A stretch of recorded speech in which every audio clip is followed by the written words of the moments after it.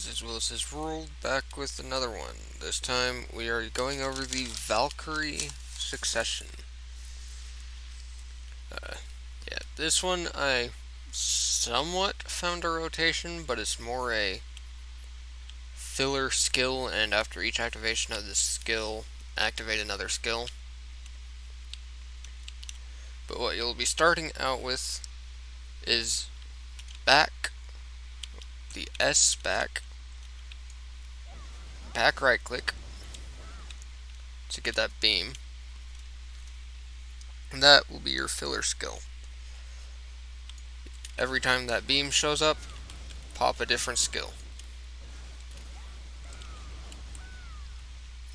And these skills that I'm using with that are Divine Slam, Celestial Smite, Shining Judgment of Light, and Judgment of Light, primarily. And then Celestial Spear to the side.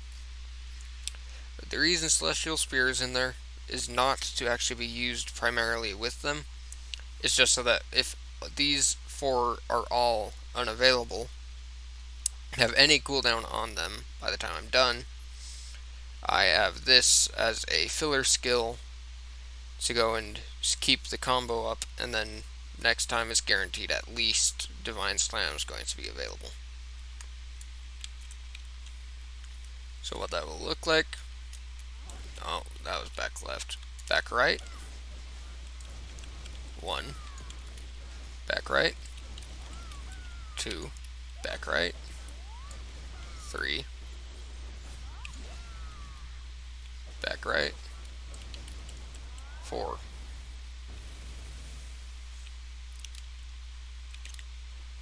And it is one you can keep on going at it, and then it will be those two, and then there's this one. It's straightforward.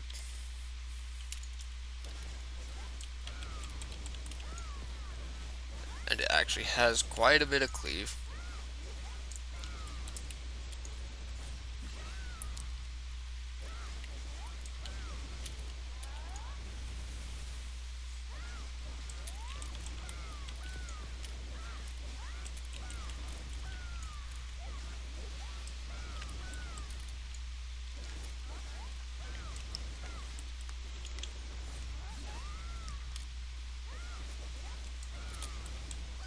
And is pretty maintainable.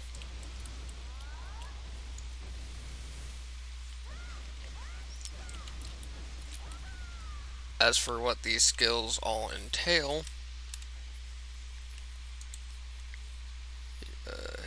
that's back, left, and right. There it is. Sword of Judgment is your filler skill. This is a succession kit, so you're probably going to be having its prime variant instead of what I'm using. Oh, come on. There you go. Replaying that.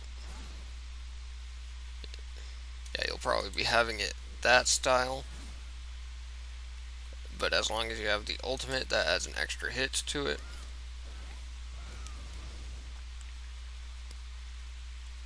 And that extra hit is my marker for saying, alright, time to activate a skill. So, I would recommend taking that because it's a very explicit marker. You'll literally have a giant spear sticking in the ground in front of you saying, hey, time to pop your skills. And then the skills that I am using are Divine Slam from the skill enhancement. It is level 57 skill. It's a level after unlocking Awakening. And that's if you're going Succession. Which, the Succession for this character really isn't that bad, so I wouldn't be against it. But it will give you HP per hit, increased accuracy on skill use, forward guard, and knockdown in PvE. Celestial Smite is your next one. Also skill enhancement, now that I see that. 56. And these look like they're hard, but they're really not that hard to get to. If you get someone to help you level up to the point of unlocking Awakening, the Awakening is actually really stinking good and will make it very easy to get to this point if you ever do swap over to Succession. So yeah, I actually have all three of the skill enhancement things set up in my quick slot settings. But what Celestial Smite will be doing, it will give you crit hit rate plus 80% for 5 seconds when using the skill. Honestly, if you really wanted to, you could put that in your number 1 slot and have it be your opening skill after your filler skill of back right button. Get that crit rate out of the gate, because that crit rate is insanely high. And if you quick slot everything with crit damage and extra crit chance boost, that could make it so that for the next 5 seconds, every hit you do is a crit. It is beyond brutal for PvP damage. Also increases your magic DP by 15 for 10 seconds. 3 hit ability for 30% movement speed reduction on hits. Pulls on PvE, bound on hits. Shining Judgment of Light, 58 one. It's a 2-hit effect with max 3 hits, and then it's going to be 3 hits after that. So the top part means 6 hits with 3 hits below that for 9 hits on up to 10 targets. And you'll be recovering 20 SP off of each of those hits. And it's also another pull skill to pull them all onto you. That's the little quake thing that you saw in my flow. Then there is the Absolute Judgment of Light. This has a few purposes in the kit. This is attack damage 1 hit times 11 to 10 targets, forward guard, floating for PvE, and stun for PvP. That stun for PvP is very nice, because once this skill kicks off, it keeps them there. But the catch-22 with that is an insane catch-22, is it's also your black spirits. The fact that it has stun on hits for PvP, and its black spirits come with floating on hits regardless of what you're in, means you're going to be stunning and floating them off of this skill. So it's going to mean if both of those land, they're going up in the air, and when they fall back down, they're going to be stunned before they can do anything after they've fallen down. They can't quick get up after getting knocked down, so that's already insane. But the Black Spirits aspect of it also makes this a casting speed and damage increase on use skill for the next minute. It does do reduced damage in PvP, but even 50%, even 80% reduced damage from that is still an insane amount of damage, with the fact that it has 42 hits in it.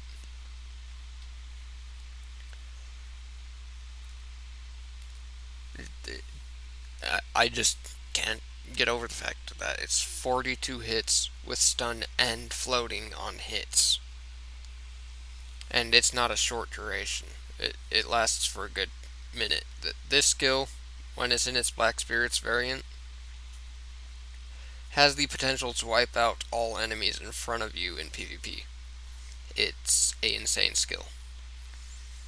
Then there's your Celestial Spear, another crit hit booster, just like your Divine Slam over here. Oh wait, wrong one. Celestial Smite over here is the crit hit booster. But this one's only on a 7-second, whereas that one's on the other one. This one is on filler, but if you're just needing a crit hit boost real quick, and you're just wanting to pop it in before you pop one of your big skills, just throw it in. It's there just in case. But it also has movement speed reduction on hits, bound on hits. And for anyone who's wondering what bound actually does, yes, it does make them so that make it so that movement abilities won't activate, like the dashes, the back dodges. Bound will make it so that they can't activate those skills, not necessarily make it so they can't move. The can't move one is stiffness, not bound.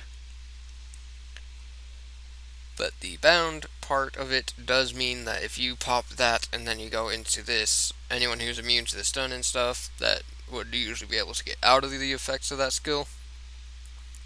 With an ability that lets them dash out, that has invincible or some sort of movement to get out of the way, the bound will shut that down.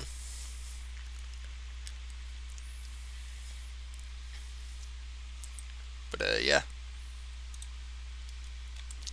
To go over rotation again, back right, watch for beam, 1, back right, watch for beam, 2, back right, watch for beam, 3, back right, watch for beam, 4, and there's the black spirits I was talking about. See what I mean? It lasts a minute. But yeah, boom, boom, and you just cast all of these abilities as you're able to. And whenever you're not able to,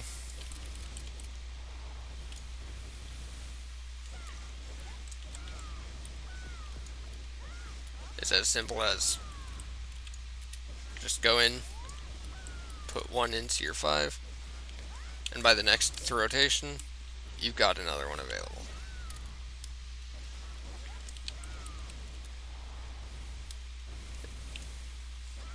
Nice, easy, and straightforward, and does a lot of damage.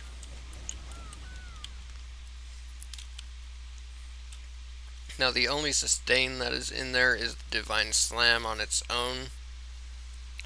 I went and did myself a favor and made the Judgment of Light recover HP as well through skill add-on. If you're wanting more HP recovery, there are a few cooldowns in her kit that give her a lot. She does have a skill somewhere around here that gives HP, yeah, this one. But it's just funky. Nothing flows off of it, and its activation is kind of counteractive to itself. Because it's flow that adds most of the HP recovery in it. Those second 2 hits, well, the slam is actually the flow of it, but the fact that you have to hold left and right, and then you have to hold back left, right, means there's a good chance your glaring slash that's right under it is going to activate instead of your heal. So, that stuff kind of mixed up and made flowing that little difficult as they keep on popping the wrong things. And there is no lock feature on either of those, so it's not something you can just, oh, there is a lock feature on them. I just ignore that I said that. I was checking these and forgot that it counts the absolutes as the skill rather than it back here. So yeah, I guess you can block this one and make it so that your other heal is available on use. And it is a spammable skill, so it's not too shabby. If you really wanted, you could just spam left right, but it's not a very enjoyable playstyle.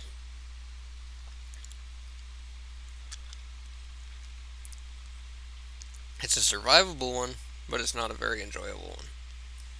Now, again, with the whole thing of me not being able to access full succession, because in order to have access to my awakening, due to the fact that I don't have a limitless supply of Armstrong shit, BDO has so many things that make this so hard. When you are successioned, you will be gaining access to this skill. This skill will put all of the other heals that I just mentioned into the dust. It is on a 8-second cooldown for its heals. It is available during cooldown for its damage, though its damage really isn't that much. Although with it being spammable, it does do DP decrease on hits, so it's a nice thing to start up a battle with and just have it go off a few times and get DP decrease on the target before you go into your flow. But my primary thing with that is using it as a heal. When its cooldown is off of cooldown, it will be recovering 80 HP per hit, recovers 20% of all nearby allies' HP on hits, and the explosion damage, which I will justify right now. It is not the big aura. If you look, there's that little brownish burst around the blue. The blue's like clear out here, the brownish part is back here. For its full effect, you need to have 3 enemies literally right bunched up in front of you. So if you got a skill that pulls them into one group, use that before heal if you can. But what this is, that 1 attack damage and energy explosion attack damage, 1 max 3 hits. What that is, well, it's a pain in the ass is what it is, but it's healing when it's used in the proper situation. Will heal you for 80 HP per hit on 4 hits up to 10 targets, so it's up to 40 targets of 80 HP per hit, which in and of itself, not a bad heal. But the energy explosion attack damage, yeah, that's where things do get a bit insane.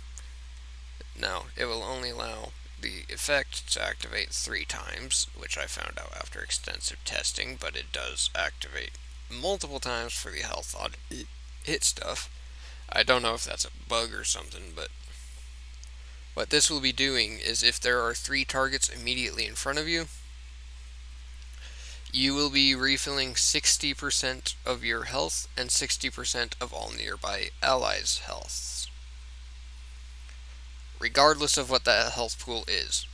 You could have a Zerker with 6.5k health, and that is possible, because I ended up fighting a Zerker like that a few days ago. Yeah, a little foreshadowing. It was hard. But basically, if they say they have 6.5k health, which is, if it sounds ridiculous, it's because it is, 60% of that means that every 8 seconds a Valkyrie would be able to heal that Zerker almost 4,700 health every 8 seconds. If you're looking for a support character that is very tanky in and of itself, this could be that character for you. Shy is a much better healer, but has a lot less intensive playstyle. Although Shy definitely has one freaking badass ability. 72 hits on a single ability is nothing to scoff at. But it's also got this Breath of Elyon skill. 30-second cooldown, percentage HP recovery of 30%, recovers 70% of resource back on use, movement speed increase on use, 30% HP recovery for all nearby allies, movement speed and crit hit rate plus 20% for 15 seconds to self and nearby allies if you're in your awakened state, and activate that. Super armor for 3 seconds applied to self and nearby allies when used with your awakened state, and super armor for yourself if used in any other state. And then you got your guard, which is another ability that I had been playing with. It's not that bad of one. It has potential. If you really wanted to use that when you go and start combat. It's pretty straightforward. It's back Q and hold your right, and it will just throw your shield out. If you wanted to do that, that is a stun, and you can follow up with that back Q hold right into holding your back right, and that could be your entry in PvP, because that shield throw does stun. So you can use that, and that's the Valkyrie succession, and Willis's World signing out.